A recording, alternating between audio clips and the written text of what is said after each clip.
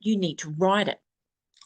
And I went, yeah, I'll think about that. But I got bills to pay. And at that time, because the home care work was casual work, it wasn't concrete full-time work. I had to work every day, like for, oh gosh, well over a year. I never took time off because I couldn't afford to. I didn't think to write this story. Um, and so again, we're going on probably almost a year. It looked like the domestic aviation world was well and truly coming back. It looked like there was hints of international, and then boom, another lockdown happened. Like again, like no airline work, nothing.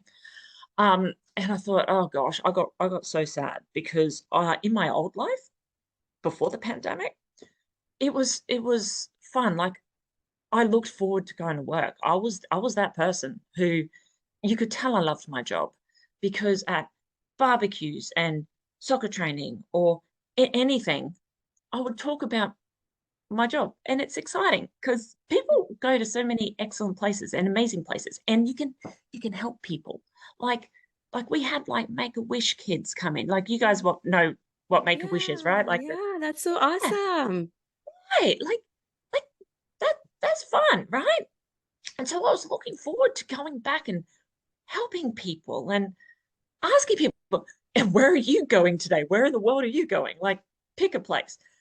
Well, no. So lockdown happened again. And I got sad because I was not only exhausted, like all of my aviation friends who were in the same boat.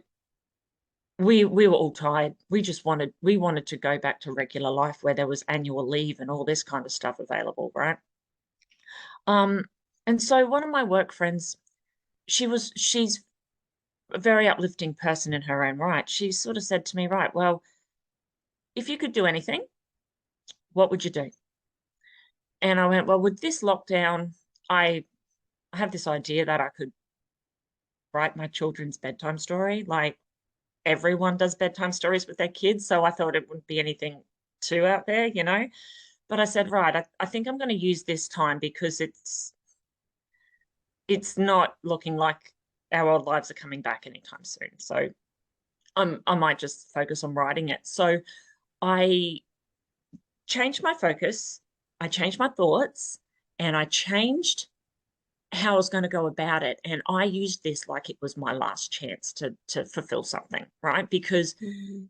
the pandemic went from March 2020, all travel gone, to 6 months, 7 months, 8 months, hints of it coming back. So I kind of went, right, this could be the last time that this is happening for me to take this chance. Mhm.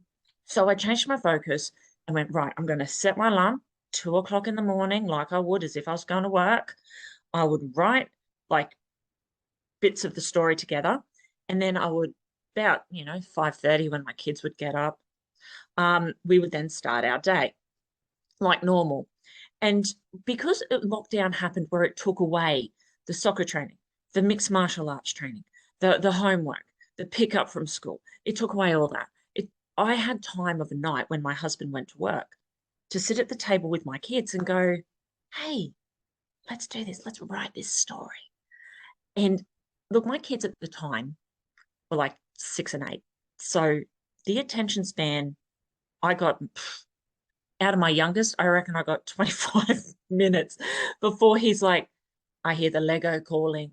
Um, and my eldest he was really loving mainly drawing characters. Like, can I show you the book? Can I Yes, please do. Absolutely. look? It's so Um, I love it. yeah, So like my eldest drew this guy here, cute. Wow. So and he drew talented. he oh well, all kids do it. So like they've got their little characters.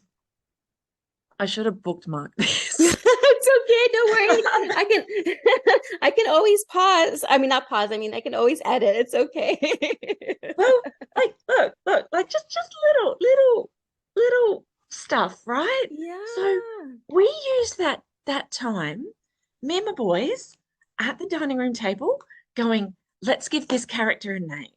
Let's give this character like the role of trying out this particular candy that makes them invisible. What mischief is this child going to do? And like, oh, oh gosh, it was it was a beautiful time. Like everything was starting to look up. Like we we ended up, so I nights at the dining room table illustrating and piecing it together and picking names and all that creative stuff. It was so much fun. We created a manuscript. We had no publisher interested. And that's okay because I'll explain later Yeah. with when things happen for a reason Hmm. that I'm glad at this point looking back at it all that it didn't happen the way I thought it would, right? Right. Right. So got nothing, didn't get any answers, didn't get it published. So I decided to self-publish it. Like I found people who could help me do that. Um, I ended up just locally stocking the books at a particular bookshop. This bookshop is so supportive of of creativity on all levels, right? Like there was another bookshop in the local area who wasn't really big on self-published books. They like, and that's fine. It's just not. It wasn't for that bookshop, but this other one loved it. She loved where it came from. She loved the way it was created. She read it herself and she went, "Oh, I like it. I really like it." And so she sells it and she promotes it. And so things were looking up. We got to go to local schools and, just spread the power of storytelling because at this point I focused heavily on that. It gave me that good feeling of good feeling of expression, creativity, all those things I used to look for in my old role were somehow translated into what we were doing. So it was giving me that kind of rush again, and my kids were loving it too because they would hear other local kids say, "Oh, I want to play lolly shop in my lunch break," like, which was awesome. So at this point, things were really looking up.